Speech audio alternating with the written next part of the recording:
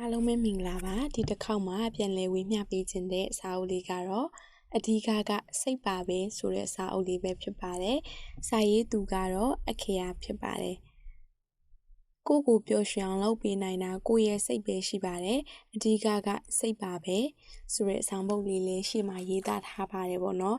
ဒီစာအုပ်လေးကိုမပြောပြခင်ကျမရဲ့ခန်းစားချက်ကိုနေငယ်ပြောပြချင်ပါတယ်ဒီစာအုပ်လေးကပေါ့နော်စာအုပ်ကိုဖတ်ပြီးတော့အရန်ကြီးလေးတဲ့အထဲမှာမပါဘူးဖတ်ပြီးတော့နားလေရခက်တဲ့စာအုပ်ထဲမှာမပါဘူးပပနဲ့အေးစစ်ဖတ်သွားလို့ရတဲ့စာအုပ်တစ်အုပ်ဖြစ်တဲ့ခွန်အားရရှိတဲ့စာစုလေးတွေကိုပြန်လဲစုစည်းဖော်ပြထားတဲ့စာအုပ်တစ်အုပ်လို့ခန်းစားမိတယ်ကျမတို့မှာလည်းစကားပုံရှိတယ်ပေါ့နော်စိတ်ထောင်ရင်ကိုကြည်ဆိုတဲ့စကားပုံလေးရှိတဲ့အတိုင်းပဲကျမတို့ရဲ့စိတ်ကကျမတို့ရဲ့အောင်မြင်မှုကြာရှုံမှုပျော်ရွှင်မှုဝမ်းနည်းမှုတွေနဲ့အများကြီးသက်ဆိုင်နေတယ်ဒါကြောင့်အဲ့ဒီရဲ့အရာတွေကိုကြော်လွှားဖို့ဘလို့အခြေအနေမျိုးမှမဆိုကိုသွားခြင်းနဲ့ပန်းနိုင်ကိုရအောင်သွားဖို့အတွက်ကူညီပေးရလဲကျမတို့စိတ်ပဲဖြစ်ပါတယ်ဒါကြောင့်ကျမတို့ရဲ့စိတ်ထားကို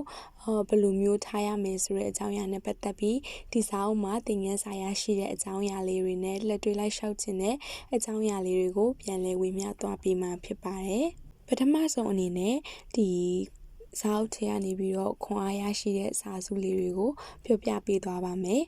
ဒီလောကမှာအရာရာတိုင်းကိုနားလည်ကြတယ်ဒါပေမဲ့စကားလုံးတွေရဲ့အတိတ်ပဲကိုတော့ဘယ်သူမှနားမလည်ကြဘူးဘာကြောင့်လဲဆိုတော့လူတွေကသူတို့ရဲ့အလုပ်အတွက်သူတို့ရဲ့စကားလုံးတွေနဲ့ပဲရုံမှတက်ကြတယ်အိမ်မက်ကနေနိုးလာပြီးဘယ်တော့မှကိုယ့်ဤမန်းချက်ပန်းနိုင်ကိုမပြောင်းလဲပါနဲ့ဘာလို့လဲဆိုတော့ကိုပန်းနိုင်ရောက်တဲ့နေ့ကိုဝေဖန်ခဲ့တဲ့သူတွေရဲ့အပြုမူကပြောင်းလဲသွားမှာဖြစ်လို့ပါဒီစကားကလုံးဝအမှန်ဖြစ်ပါတယ်ကိုကြိုက်တာကိုလုပ်ပါသူများကြိုက်တဲ့အလုပ်လုပ်ပါကိုမကြိုက်တဲ့အလုပ်ကိုရှောင်ပါသူများမကြိုက်တဲ့အလုပ်ကိုရှောင်ပါနောက်တစ်ခုက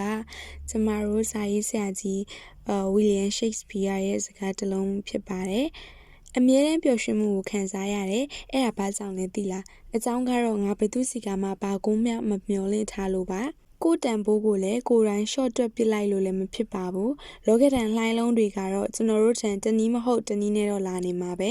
သိကြတာကတော့ဘလို့လောကဒန်မဲလာ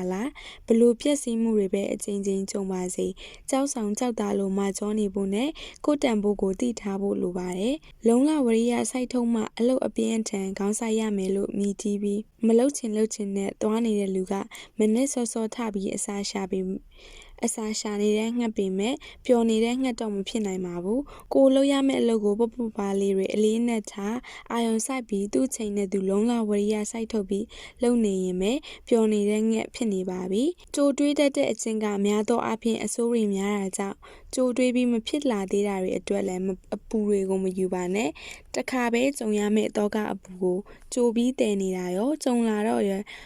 ထက်ခါစဉ်းစားပြီးတည်နေတာရောကကိုပို့ပြီးနစ်နာအောင်ကိုယ်တိုင်တရားစီရင်နေတာမို့အဲ့ဒီအတွေ့အကြုံကိုရက်တင်ပါပြီရေးထားတဲ့စာစုတွေအများကြီးရှိပါတယ်ဒါပေမဲ့ကျမကကျမခွန်အားရရှိတဲ့စာကြောင်းလေးတွေကိုပဲပြန်လည်ဝေမျှပေးသွားတာဖြစ်ပါတယ်အခုနောက်ပိုင်းဆိုရင်ပို့ပြီးတော့လူတွေကအောင်မြင်မှုကြာရှုံးမှုနဲ့ပတ်သက်ပြီးဝေဖန်ကြတဲ့အခါကိုယ့်ရဲ့ပန်းနိုင်ကိုပဲပြောင်းလဲလိုက်ရမလားကိုကပဲဘယ်လိုလမ်းတွေကိုဆက်လျှောက်ရမလဲကိုယ်တိုင်လမ်းပြောင်းနေတဲ့အရာတွေရောတခြားသူတွေရဲ့ပြောစကားတွေကြောင့်ပြိုလဲသွားခဲ့တဲ့အချိန်တွေအများကြီးကြုံဖို့ကြမှာပါကျမလည်းဒီကြားထဲမှာအဲ့ဒီရဲ့ပြိုလဲမှုကြာရှုံးမှုစိတ်မကောင်းမှုတွေအများကြီးကြုံတွေ့ခဲ့ရပါတယ်ဒါပေမဲ့ကျမတို့ကဒီထဲမှာပြောခဲ့သလိုပဲကိုယ့်ရဲ့တန်ဖိုးကဘာလဲကိုဖြစ်ချင်တဲ့အရာဘာလဲဆိုတာကိုအရင်ဆုံးသိချစွာသိဖို့လိုအပ်ပါတယ်ဒါကြောင့်မို့ကျမကခွန်အားပေးချင်တဲ့အရာတစ်ခုဆိုရင်ကိုတန်ဖိုးကိုသိအောင်လုပ်မယ်ကိုယ့်ရဲ့ရည်မှန်းချက်တွေကိုဘယ်လိုမျိုးအကောင့်ထဲပေါ်ပြီးလှုပ်ဆောင်မယ်ဆိုတာကိုတင်းငယ်တဲ့အဆင့်တွေကနေစပြီးတော့လှုပ်ဆောင်ရမှာဖြစ်ပါတယ်ဒါမှဒီသူပြောသလိုပေါ့နော်အိမ်မက်ကနေနိုးလာပြီးတော့ဘယ်တော့မှကိုယ့်ဤမှန်ချက်ပန်းနိုင်ကိုမပြောင်းလဲပါနဲ့ဘာလို့လဲဆိုတော့ပန်းနိုင်ရောက်တဲ့နေ့ကိုဝေဖန်ခဲ့တဲ့သူတွေကအပြုမူကပြောင်းလဲသွားမှာဖြစ်လို့ပါပဲเนาะဒါကတော့တကယ်မှန်တဲ့စကားဖြစ်ပါတယ်ကျမကိုယ်တိုင်ကအခုလူချင်းတဲ့ပန်းနိုင်အောင်မြင်မှုကိုမရသေးပေမဲ့ပေါ့เนาะနောက်ပိုင်းကြုံတွေ့လာရတဲ့ပတ်ဝန်းကျင်တစ်ခုဆိုရင်